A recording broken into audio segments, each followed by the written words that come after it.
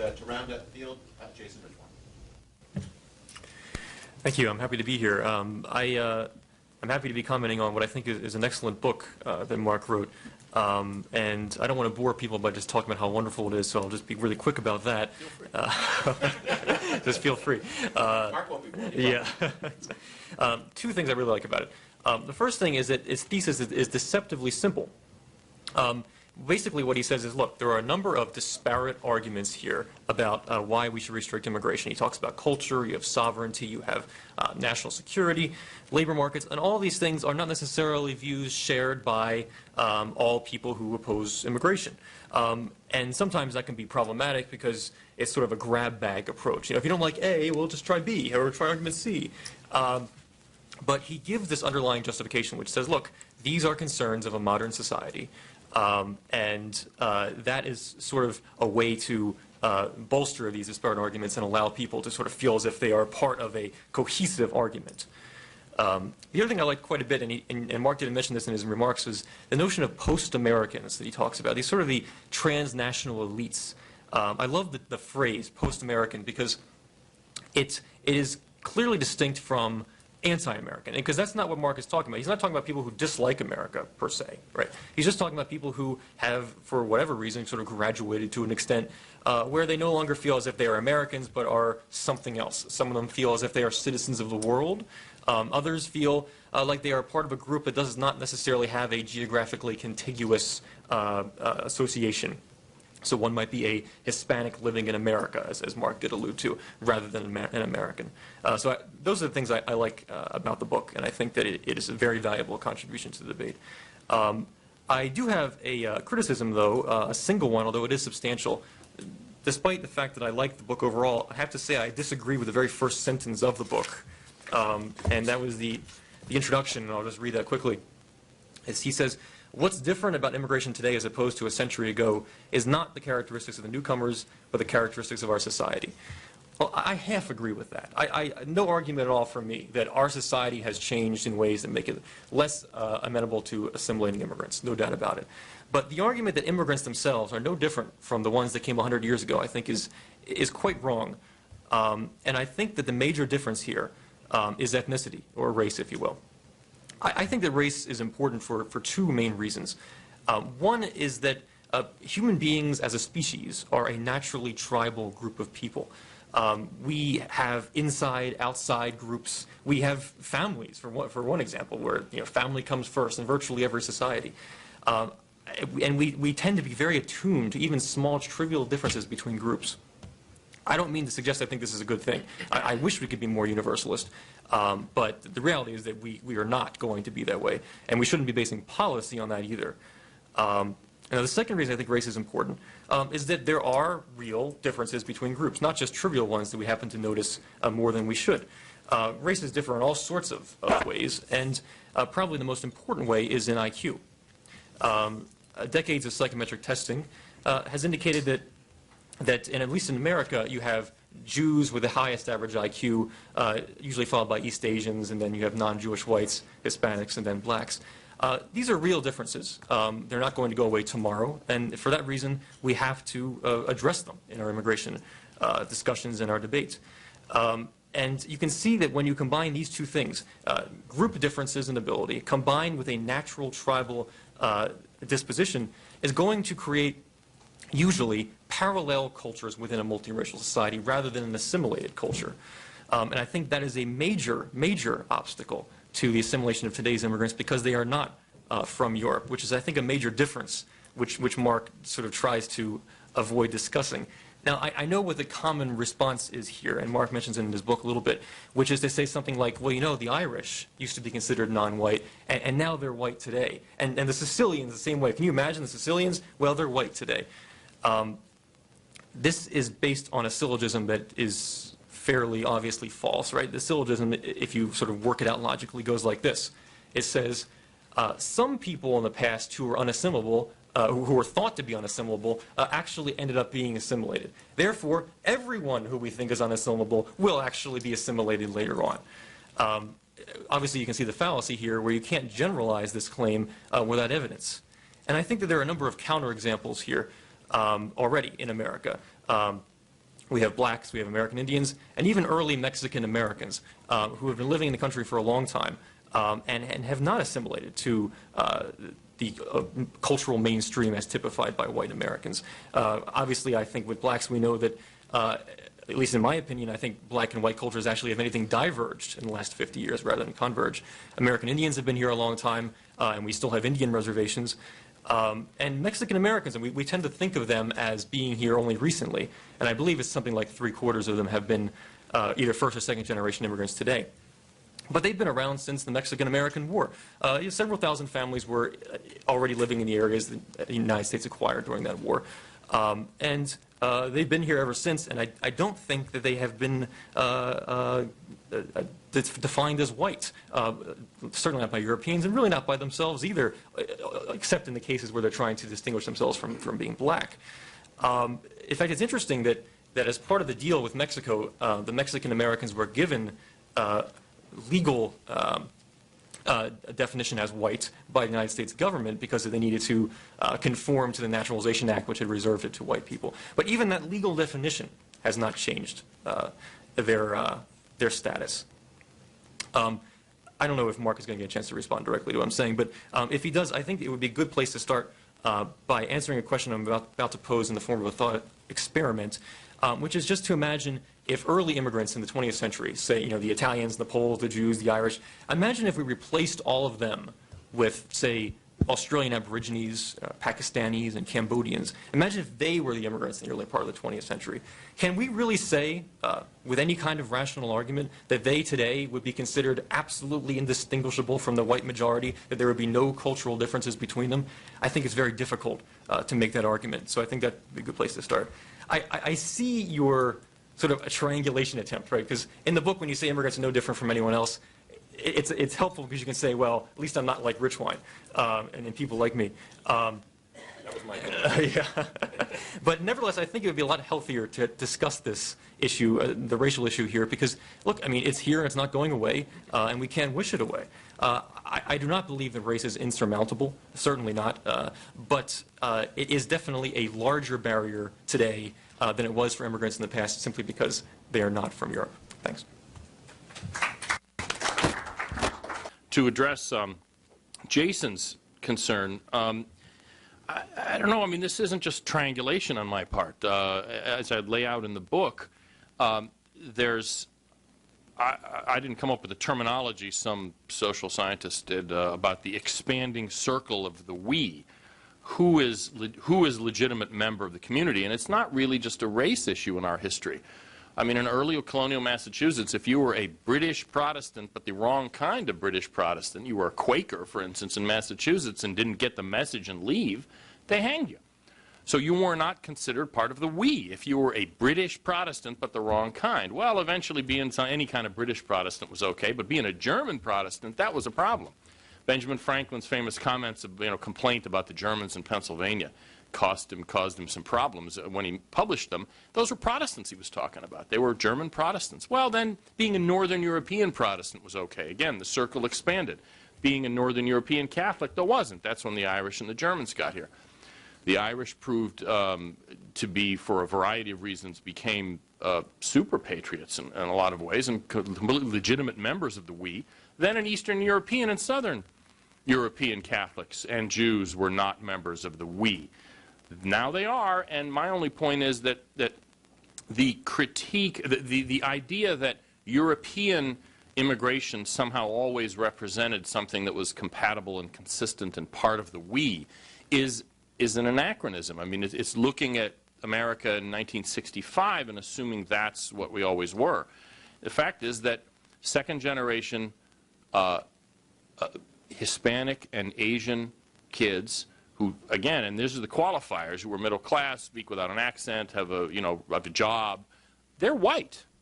I mean, most Hispanics, first of all, identify themselves as white when having to choose a racial identity rather than an ethnic one. And frankly, really, I mean, Asians, again, middle class, assimilated, native-born Americans without an accent who are Asian are, socially speaking, white. The real divide in our society has always been black versus non-black, not white versus non-white. And that is the challenge that we still face, have made some progress in, but not enough, and what immigration does is simply allow us to keep ignoring that, and the latest waves of immigrants are merely using that black, non-black line and putting themselves on the non-black side as an assimilation tool. And so, anyway, my only point is I don't buy the idea that the particular sort of ideas of who is a legitimate member of within the circle of the we in 1965 is necessarily some kind of fixed point that can't be changed. Jason, would you like to add a comment? Just briefly, I always get nervous when I hear people talk about IQ. I point out to people that when Ayaan Hirsi Ali was given an IQ test in the Netherlands, she did poorly. It's hard to imagine someone too much brighter. Hi, I'm Marcus Epstein with the American Cause and Team America PAC. I just wanted to ask kind of a corollary to Mr. Richwine's last question, which would be, Pat Buchanan very controversially said about 15 years ago that, who would be easier to assimilate, a million Zulus or a million Englishmen. And today, there seems to be actually, I've had people complain to me that they cannot get Australians or South Africans or British people to immigrate on guest worker programs. So regardless of whether this is an IQ issue or anything like that, do you think that many of the problems that you discuss on immigration wouldn't apply if we prioritized ourselves back towards European immigration? And finally, Zulus versus Englishmen. My sense is that a million Englishmen showing up in Virginia would probably be easier to assimilate than a million Zulus, although it depends on their educational skill, if only because the cultural distance between them and natives is smaller. But with a million Englishmen in Virginia showing up all at once under current conditions, you'd have the Britannic American Anti-Discrimination League pop up. You'd have people agitating for ethnic grievance politics on the part of oppressed Britannic Americans. And I say this, I'm of Armenian origin, and there's even there's kind of Armenian grievance politics that's developed. So I think it's not quite as clear cut as Buchanan made it out to be. Since this is Canada Day, let me point out that as a Canadian, I also have a long list of grievances, and I'll be happy to provide them. Fred and Jay. On the issue of the practical limits to immigration, I mean, there is a practical limit, and Mark is right when he says that as soon as it becomes no more attractive for someone from the third world to come to America compared to where he is currently, then that's the practical limit to immigration. I think that the effect of that would be to, as you said, lower the standard of living in America, raise the standard of living in the third world countries for sure. That's what the free market gives you. It seems to me that there's more to the market. More to the immigration policy than just the market. There were cultural issues. I was a little disappointed to hear Mark's response to my original comments because he just kind of repeated the false syllogism about some people were able to overcome problems, therefore everyone will overcome problems. On Zulus, again, if in 1910 there were a million Zulus, would today they be just like the descendants of the Irish who came then? And furthermore, I agree that if we had a million English in Virginia, there would be an assimilation problem, but in 2 or 3 generations it would be gone. There would certainly not be any ethnic grievance push there because they would be the social equals. No, there'd be soccer riots. Well, perhaps. Jean Montgomery. I'm a little curious here as to why race is being blamed for the failure to assimilate. It seems to me that it's much more a socioeconomic issue, that if you're Pakistani and you come through the school system in your own country, or in addition to more education in this country, that you end up just like an American. And if you're a Hispanic, or your parents don't value education and you don't end up getting it for one reason or another, you're joining pockets of culture of poverty that we already have in the United States. So I have to wonder here whether it's really a race thing. Yes, direct the men. Well, all right, we'll do it out of order. Yes, sir. Go ahead. All right, my name is Pat Brown. I'm an intern at the Center for American Progress. So you were asking if you outraged anybody. So, all right, so if you flash back to the early 20th century, nobody thought Asian Americans should come to the United States. We had the the Chinese Exclusion Act. We had the Gentleman's Agreement with Japan. And it really was a massive importation of poverty. I think somebody said that earlier. Fast forward today, nobody's giving more to America than the Asian American community. Just integrating what Mr. Krikorian said and Mr. Richwine said, Mr. Krikorian, you were saying that we should be able to choose which groups we were going to let into the United States, and Mr. Richwine was saying that some races would be more desirable than others to have in the United States. We were so wrong about it 100 years ago. Why are you in a position now to say that certain races should be let in and certain races should not? I mean, it's kind of offensive on the face of it. Can I just put, when Mark Krikorian was talking about groups, he was talking about immigration categories, not ethnic groups. Okay. Well, let me start. I'm sure Jason will have something to say.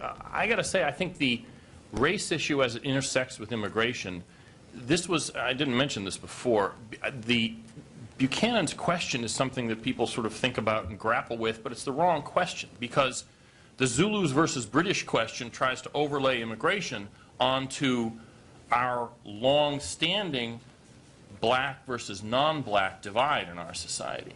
My point is that immigrants on the non-black side of that divide have progressively been digested, and that the black, non-black divide in our society is the thing that we've been grappling with for 350 years.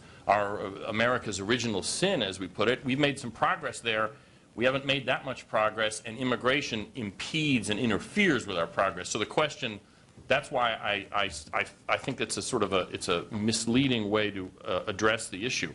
And I'm not saying this to, sort of to prove my moral superiority, but I mean, I strongly favor, and for political reasons, if you only want to look at political reasons, as well as moral reasons, in my opinion, strictly non-ethnically based immigration admissions. I mean, I'm not going to sort of refuse to talk to anybody who has a different view, but look just at the politics of it. There is no way to maintain, in a modern society, sustain an immigration policy that chooses people based on ethnicity. Now, that is not to say that immigration policies that are not based on ethnic characteristics won't have disparate ethnic impacts. That's the way it's going to be, and that's just too bad. But no, I don't think there's any way that you can sustain in our society, certainly, any kind of specifically ethnically based immigration admissions policy.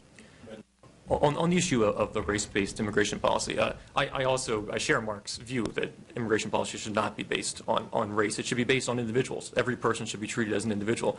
All I'm trying to point out is that when you have substantial immigration from outside of Europe, there is an extra assimilation challenge that is here that is substantially different from the one that we had 100 years ago. And I really would like Mark just to acknowledge that fact, although he's done that to some degree today. And my view is we should go slow. And he's completely right. We should have a non-ethnic based system, but we need to go slow with it so we can actually get assimilation to work. Race versus SES, I do think that socioeconomic status certainly exacerbates racial tensions, but I think that there still is a racial dimension to social tension that goes beyond SES. In particular, when you look at the history of European immigrants, I mean, most of them were quite poor when they came, much like immigrants who come today. But in the case of Europeans, they did assimilate, and we don't see the sorts of tensions that existed back then. I would also point out that when we look at what people fight about, what politics are about, we rarely hear about, I don't know, for example, prison riots between the prisoners who are of a higher SES or something. Usually you're separating people by race. It's something that's real and is not entirely explained by SES. Good afternoon. William Newton with Business Executives for National Security. You've all today spoken about the criteria America should have for the immigrants coming there. Do you think that America has any obligation to the countries from which it is taking the immigrants? I think there are 17,000 Ghanaian doctors in Ghana at the moment. There are also 17,000 Ghanaian trained doctors practicing in the United States. Do you think that America has an obligation, moral or otherwise, to stop the brain drain from African and other countries?